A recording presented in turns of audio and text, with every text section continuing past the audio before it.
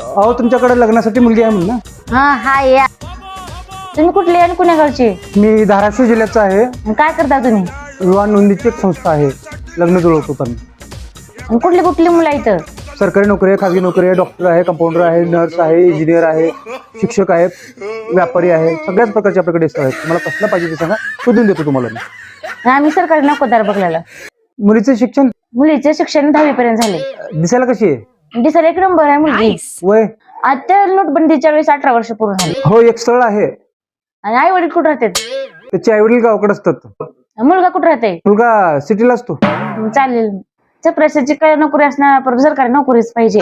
आणि शेत पण राहू त्यांना. सरकारी नोकरदार आहे पण त्यांची अट आहे, मुलगा जॉब करेल सिटीला, मुलगी गावाकडं शेती बघावं. 10 एकर शेती, पाण्याची जमीन आहे, नंबर 1 जमीन आहे. आई वडिला जमाना गेले, आता म्हातारे झालेत ते. ती अशी त्यांची अट आहे बघा.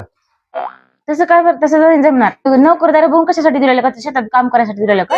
मुलगाची तर तिथे मुलगी राहील. मग शहरातला म्हणजे माझ्याकडे अजून एक स्थळ आहे, मुलाला सरकारी नोकरी शेती वगैरे नाही बघा.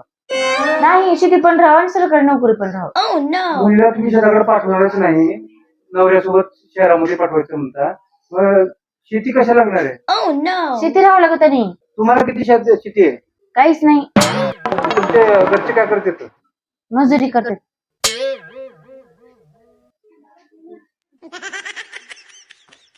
या झाली चोरी.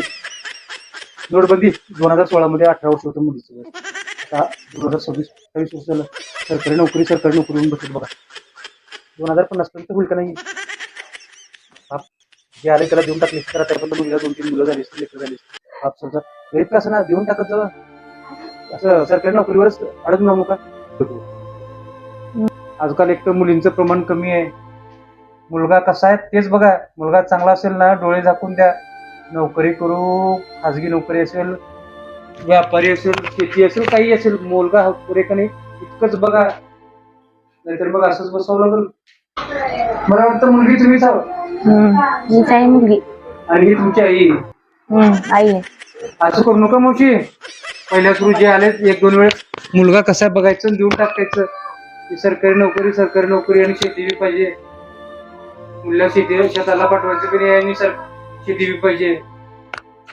आणि मुलगी तुमची शिकलेली किती आहे? 10वी. हा, तुमची मुलगी शिकली असेल तर तिला जोड लावा की. तुमच्या मुलीचं शिक्षण जसं आहे, तुमचं जसं तसं जोड लावून हे करा.